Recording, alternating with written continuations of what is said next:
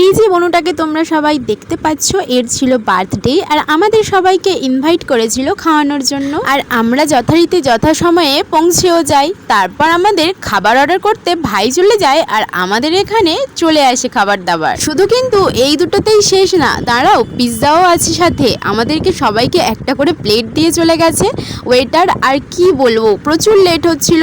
এই দুটো দেওয়ার পরে পিৎজাটা অনেকক্ষণ পর দিয়েছে, তাই আমরা পিৎজার জন্য ওয়েট করছিলাম। দেখো, সবাই সবার মতো গল্প করতে ব্যস্ত, ভাই এদিকে খেলা দেখতে ব্যস্ত।